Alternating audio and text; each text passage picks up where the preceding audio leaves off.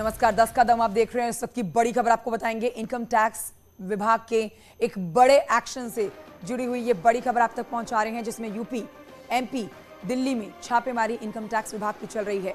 एक साथ 100 से ज्यादा जगहों पर इनकम टैक्स की छापेमारी है। यूपी में एक साथ 24 ठिकानों पर छापेमारी।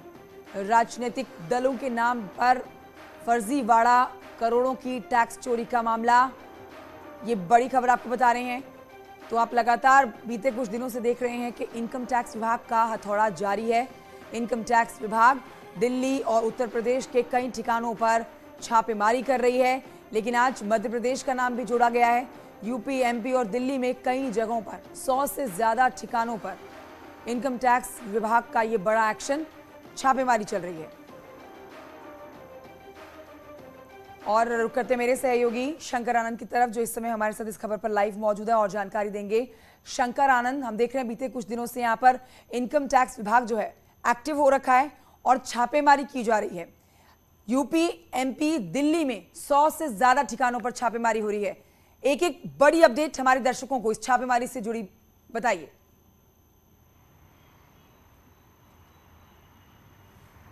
निश्चित तौर पे देखिए, जिस तरह से इनकम टैक्स डिपार्टमेंट के द्वारा ऑल इंडिया स्तर पे एक बड़ी सर्च ऑपरेशन को अंजाम दिया जा रहा है, और इस सर्च ऑपरेशन की अगर बात करें तो कई ऐसे राजनीतिक पार्टियों से जुड़े मामले में सर्च ऑपरेशन को अंजाम दिया जा रहा है, जो छोटी छोटी राजनीतिक पार्टी बना करके लोगों से पैसे लेकर, जो टैक्स का जो पैसा होता है वो ले करके और उसमें कमीशन काट करके उसको वापस लौटा दिया जाता था। तो इस तरह की कई महत्वपूर्ण जानकारी मिली। और जो सर्च ऑपरेशन है उत्तर प्रदेश में विशेष तौर पर तकरीबन 2 दर्जन से ज़्यादा लोकेशन पर सर्च ऑपरेशन को अंजाम दिया जा रहा है। अगर उत्तर प्रदेश की बात करें तो मऊ, गाजियाबाद, इसके साथ साथ वाराणसी, कानपुर, इलाहाबाद, कई ऐसे लोकेशन हैं जहां पर सर्च ऑपरेशन को अंजाम दिया जा रहा है। और सुल्तानपुर की अगर बात करें तो सुल्तानपुर की भी एक राजनीतिक पार्टी है जिसको वहां पे तैयार किया गया, और उसी जो राजनीतिक पार्टी है उसमें 350 करोड़ से ज़्यादा भी पैसे उसमें आए डोनेशन के तौर पर। और समझा जा सकता है कि सुल्तानपुर जैसा एक छोटा सा एक जिला है और सुल्तानपुर में एक बड़ी राजनीतिक पार्टी की स्थापना की जाती है, और उसमें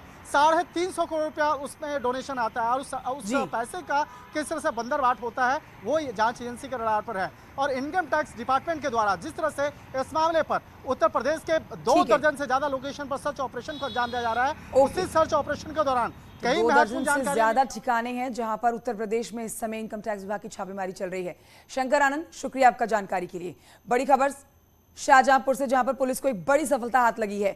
2 नशा तस्कर गिरफ्तार किए गए हैं। यहाँ पर 2 नशा तस्करों को गिरफ्तार कर लिया गया है। 52 लाख का अफीम इनसे बरामद किया गया है।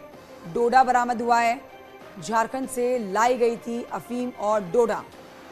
ये बड़ी कामयाबी उत्तर प्रदेश पुलिस के हाथ लगी है। शाहजहांपुर में पुलिस को ये बड़ी सफलता हाथ लग गई है। ये 2 नशा तस्कर हैं जो धर दबोचे गए हैं, तस्वीरों में भी आप देख सकते हैं, और 52 लाख का अफीम इनसे बरामद किया गया है।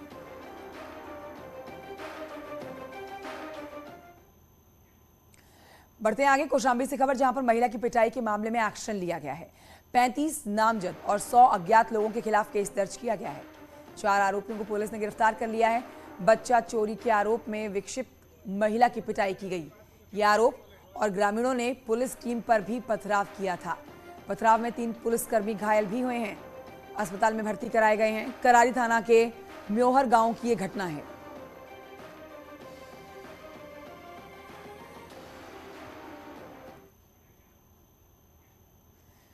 तो वहीं ललितपुर में 2 पक्षों में टकराव हुआ है। टकराव के दौरान बाइक में तोड़फोड़ की गई। सड़क पर बरसाए गए लाठी, कुल्हाड़ी, पत्थर। वीडियो सोशल मीडिया पर वायरल।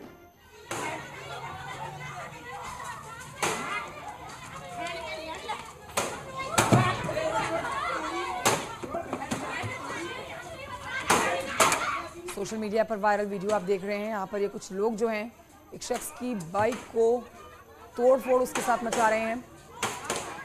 तो पूरी तरह से क्षतिग्रस्त कर दी गई है ये बाइक। ललितपुर में ये 2 पक्ष आपस में आमने सामने हो गए थे।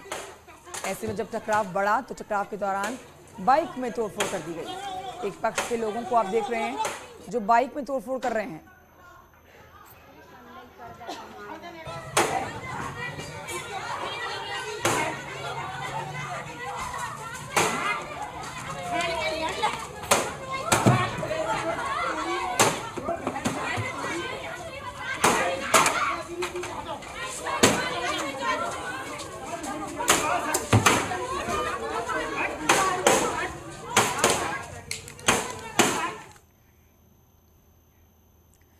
पीलीभीत में किसानों ने अपनी फसलों को बचाने के लिए अजीबोगरीब तरीका अपनाया है। किसान आवारा पशुओं को पकड़कर ट्रैक्टर, ट्रॉली और दूसरी गाड़ियों में लादकर जंगल में छोड़ रहे हैं, जहां इन आवारा पशुओं के टाइगर और दूसरे जंगली जानवरों का शिकार बनने का खतरा है, मगर जिला प्रशासन रोक लगा पाने में नाकाम है। उधर वन विभाग के अधिकारी और कर्मचारी भी दलीलों के सहारे इस मामले में खुद को लाचार बता रहे हैं।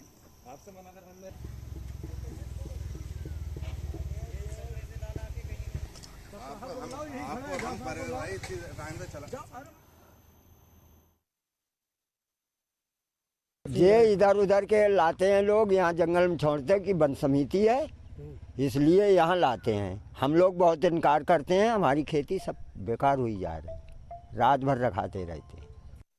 देखो, छुट्टा जानवर जंगल में छोड़ना गलत है, छुट्टे जानवर नहीं छोड़ने चाहिए। ये तो हर गांव प्रधान को अपने गांव में संरक्षित कराने चाहिए। ये सरकार की मंशा भी है, स्कीम भी है कि प्रत्येक गांव सभा अपने पशु अपने अंदर ही रखे, बाहर ना छोड़े।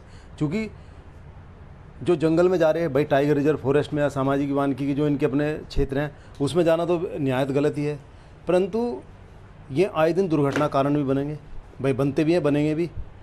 रिजर्व में यहाँ पर आपको दिखा दें कि ये सामने बोर्ड लगा है पीलीभीत टाइगर रिजर्व, पीलीभीत माला रेंज। ये माला रेंज जो पड़ता है पीलीभीत टाइगर रिजर्व में कहलाता है। आपको दिखा दे चलें कि इसके 100 मीटर की दूरी के पर एक गायों का झुंड आपको देखने को मिल जाएगा। ये गाय वो गाय हैं जो यहाँ पर किसान ला के अंदर छोड़ गए हैं और बाकायदा ये गाय को वो लोग ट्रैक्टर ट्राली पर लाद के लाए थे, डीसीएम पे लाद के लाए थे। ये किसान भी कबूल रहे हैं और यहाँ के वन दरोगा भी कबूल रहे हैं कि यहाँ के लोकल के किसान यहाँ पर जो गायों को, छुट्टा जानवरों को लाते हैं वो यहाँ पर छोड़ते हैं और इसके अलावा छोड़कर वो यहाँ से भाग जाते हैं। एक बात और कहने वाली यहाँ पर यह है कि वन विभाग के कर्मचारी हों चाहे अधिकारी हों, वो फिलहाल आंख बंद किए हुए हैं और इन जानवरों को टाइगर का निवाला बनने के लिए छोड़ दिया गया है। सैयद परवेज, न्यूज़ 18 पीलीभीत। मदरसों के सर्वे को लेकर महाभारत छिड़ी हुई है। जमीयत की बैठक में मदरसों के सर्वे पर चर्चा हुई, लेकिन बैठक के बाद जमीयत से जो सुर निकले हैं वो सरकार की मंशा पर सवाल खड़े करते हैं। एक तरफ ये कहें तो सर्वे पर सवाल है और सियासत में उबाल है। देखिए रिपोर्ट।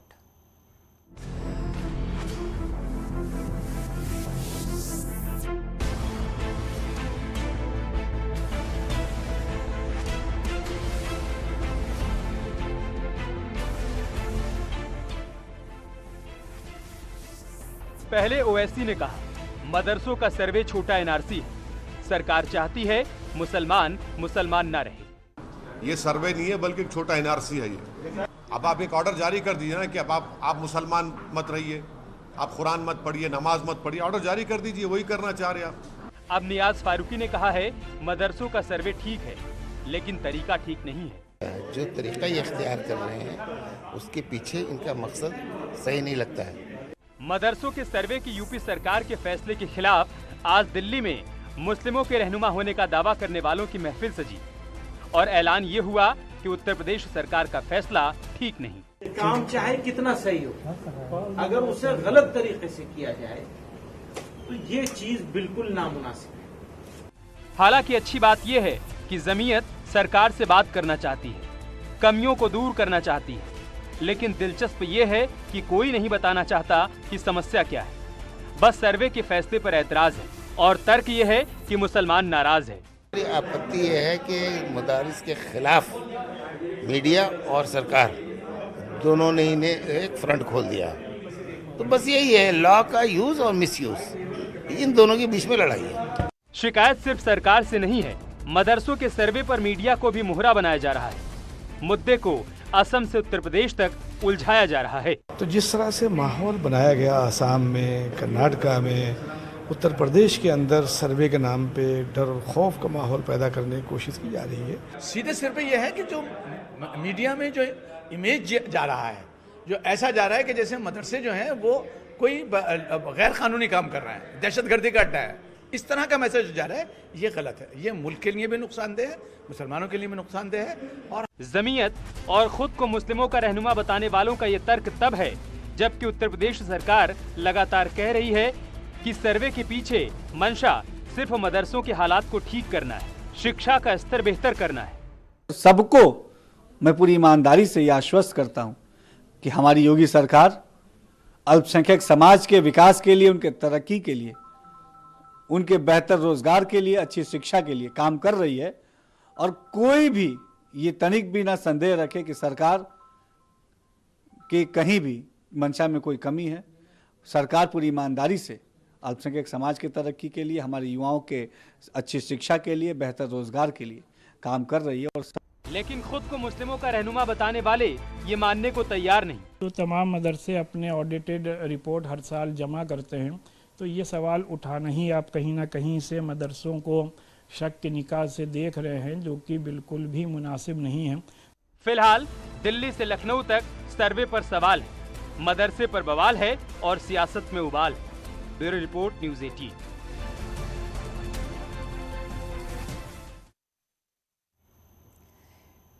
खबर हमीरपुर से, जहां पर एक एम्बुलेंस चालक की करतूत से जहां इंसानियत को शर्मसार किया है, तो वहीं स्वास्थ्य विभाग की कार्यप्रणाली पर प्रश्न चिन्ह लग गया है।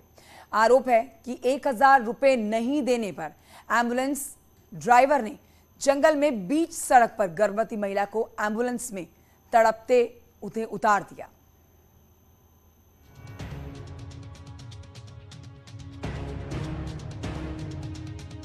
मामला सुमेरपुर थाना के भौरा गांव का है, जहां उत्तम कुमार की पत्नी रेखा देवी को प्रसव पीड़ा हुई तो उन्होंने एम्बुलेंस को फोन किया। ईएमटी अजीत कुमार के साथ एम्बुलेंस लेकर ड्राइवर अभिषेक कुमार पहुंचा। महिला, उसके परिजन और आशा को एम्बुलेंस में बिठाकर अस्पताल की ओर निकले, लेकिन आरोप है कि पंधरी गांव के पास वो दोनों गर्भवती महिला को अस्पताल छोड़ने के एवज में 1000 रुपए मांगने लगे। जब पैसे नहीं मिले तो जंगल के पास बीच रोड पर गर्भवती महिला को उतार दिया और तड़पने के लिए छोड़ दिया। सर वहाँ पहुँचे तो हमने कहा पूर्व ले चलेंगे, बोला कि पूर्व नहीं जाएगा। वहाँ ठाल कर दिया एक जगह, बोला कि 1000 दे तो पूर्व जाऊँगा। मैंने कहा 1000 मेरी जेब में, आओ वहाँ मैं क्या करूँगा। वहाँ उसके माँ बाप हैं तो रात 150 ले लेना, अगर चाय पानी के लिए न बने तो नहीं माना। यहाँ तक उतार दिया, बोला नहीं जाऊँगा। कुछ देर तक महिला और उसके परिजन सड़क पर बैठे रहे, तभी किसी राहगीर ने महिला को एम्बुलेंस मंगवाकर उससे मोहर पीएचसी पहुंचवाया, जहां गर्भवती ने एक स्वस्थ बच्चे को जन्म दिया और उसकी जान बची। यहाँ मरीज को यहीं छोड़ दिया। क्या घटना हुई है, 1000 रुपया होता तो अस्पताल पहुँचा देते, और जब उनके पास 1000 रुपया नहीं तो अस्पताल नहीं पहुँचाया। फिलहाल इस गंभीर लापरवाही और एम्बुलेंस चालक की मनमानी पर स्वास्थ्य विभाग के अधिकारी कुछ बोलने को तैयार नहीं हैं, लेकिन सवाल ये है कि ऐसे कर्मचारियों पर कार्रवाई कब होगी। हमीरपुर से उमाशंकर, न्यूज़ 18। और अब आपको बताएं कि यहाँ कार के पीछे बैठने वालों को भी सीट बेल्ट लगाना जरूरी होगा। परिवहन मंत्रालय ने ये बड़ा फैसला लिया है। कार में बैठने वाले सभी लोगों को अब सीट बेल्ट लगाना अनिवार्य है। उद्योगपति साइरस मिस्त्री की सड़क हादसे में मौत के बाद मंत्रालय ने ये बड़ा फैसला ले लिया है। अब तक सिर्फ आगे बैठने वाले लोगों के लिए सीट बेल्ट लगाना अनिवार्य था, लेकिन अब जो लोग पीछे बैठेंगे उनको भी बेल्ट लगानी ज़रूरी है।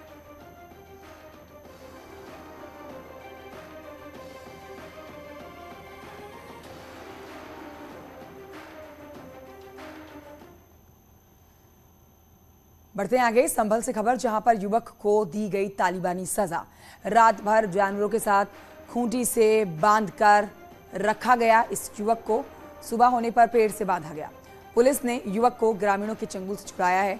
प्रेमिका से मिलने गया था ये युवक।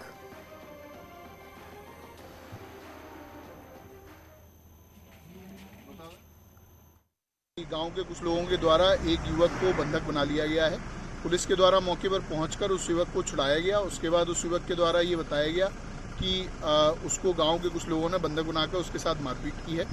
गांव के लोगों की तरफ से जब एक उस युवक के ऊपर यह आरोप लगाया गया है कि वह गांव की एक युवती के साथ में उसके घर में था, जिस कारण से गांव वालों ने उसको पकड़ा।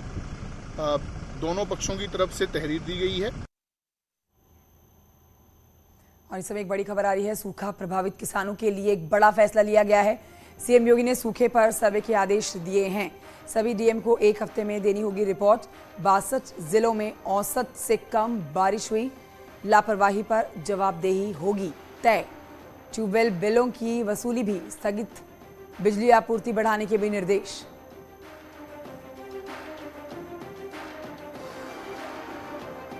तो ये बड़ी खबर आपको बता रहे हैं, एक हफ्ते का जवाब देने का समय दिया गया है। सूखा प्रभावित रिपोर्ट अब देनी होगी। सीएम योगी ने सूखे पर सर्वे के आदेश दे दिए हैं और तमाम डीएम जो हैं एक हफ्ते के अंदर रिपोर्ट सौंपेंगे। सूखा प्रभावित किसानों के लिए बड़ा फैसला ले लिया गया है, एक हफ्ते के अंदर रिपोर्ट सौंपने के आदेश हैं। मुख्यमंत्री योगी आदित्यनाथ का ये बड़ा फैसला, सर्वे की रिपोर्ट एक हफ्ते के अंदर सौंपनी होगी। 62 जिले हैं जिनमें औसत से कम बारिश हुई है, किसानों को भारी नुकसान हुआ है, ऐसे में लापरवाही पर जवाबदेही तय होगी। दूसरी तरफ ट्यूबवेल बिलों की भी वसूली भी स्थगित की गई है। अब जवाब देना होगा एक हफ्ते के अंदर। बिजली आपूर्ति बढ़ाने के भी निर्देश मुख्यमंत्री की तरफ से दिए गए हैं। जवाब संतुष्ट करने वाला होगा तो कोई कार्रवाई नहीं होगी, लेकिन जवाब अगर मुख्यमंत्री को संतुष्ट नहीं करेगा तो ऐसे में कार्रवाई की जाएगी, जिनकी वजह से किसानों को बड़ा नुकसान हुआ है। तो ये किसानों के हित से जुड़ी हुई खबर, सूखा प्रभावित किसानों के लिए ये बड़ा फैसला मुख्यमंत्री योगी आदित्यनाथ का।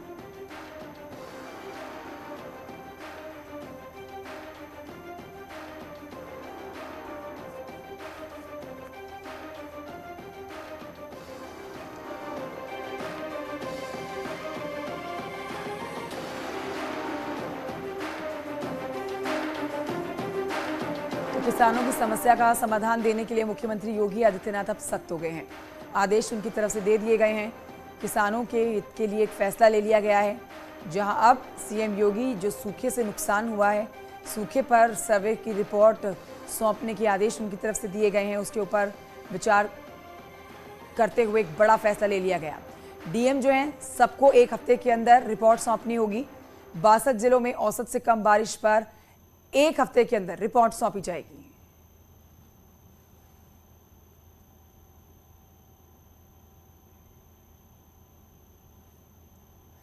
अनामिका मेरी सहयोगी और जानकारी देंगी, फोन लाइन पर मौजूद है। अनामिका, क्या निर्देश दिए गए हैं मुख्यमंत्री योगी आदित्यनाथ की तरफ से? देखिए, पूरे उत्तर प्रदेश की अगर बात की जाए तो 62 ऐसे जिले हैं जहां पे औसत से कम बारिश हुई है। इसके पहले हमने देखा कि कम बारिश को लेकर के मुख्यमंत्री योगी आदित्यनाथ ने 2 बार बड़ी बैठकें भी बुलाई, जिसके बाद आकलन किया गया कि कौन कौन से ऐसे जिले हैं जहाँ पे कम बारिश हुई है और फसलों को इसका कितना नुकसान हुआ है। तो अब मुख्यमंत्री की ओर से इसको लेकर बड़ा कदम उठाया गया है और मुख्यमंत्री ने बड़ा फैसला करते हुए ये कहा है कि अब सर्वेक्षण किया जाएगा कि उत्तर प्रदेश में किन किन जिलों में कितनी बारिश हुई है। 75 जिलों के लिए 75 टीमें इसके लिए काम करेंगी, सर्वेक्षण करेंगी और जो जिलाधिकारी हैं जिले के, वो एक हफ्ते में रिपोर्ट तैयार करेंगे और रिपोर्ट तैयार करके शासन को सौंपेंगे। लापरवाही बरतने वाले अधिकारियों पर कार्रवाई भी होगी। इसी साथ ये भी कहा गया है कि जो प्रभावित जिले हैं, 62 जिले जहाँ पे कम बारिश हुई है, वहां पे लगान स्थगित रहेगा। इसके अलावा ट्यूबवेल के जो बिल होते हैं जो देना होता है और ये एक अतिरिक्त प्रेशर भी होता है किसानों के ऊपर, तो ये बिल की वसूली भी स्थगित रहेगी। साथ ही कनेक्शन भी नहीं काटे जाएंगे, यानी कि राहत देने का प्रयास सरकार की ओर से दिखाई दे रहा है। इसके अलावा दलहन, तिलहन और सब्जी के बीज किसानों को उपलब्ध करवाने का प्रयास सरकार की ओर से, क्योंकि ये आकलन किया जा रहा है कि किसानों का भारी नुकसान हुआ है। इस नुकसान की भरपाई कैसे हो, राहत कैसे पहुंचाई जाए किसानों को, इस प्रयास के तहत मुख्यमंत्री की ओर से ये निर्णय लिया गया है। इसके अलावा ये भी कहा गया है कि किसानों को बड़ी राहत देती हुई खबर है। मुख्यमंत्री योगी आदित्यनाथ की तरफ से जो फैसला लिया गया है, किसानों को बड़ी राहत देगा। शुक्रिया आपका अनामिका जानकारी के लिए। छोटे से ब्रेक के लिए रुकना होगा, जल्द लौटेंगे। Headlines presented by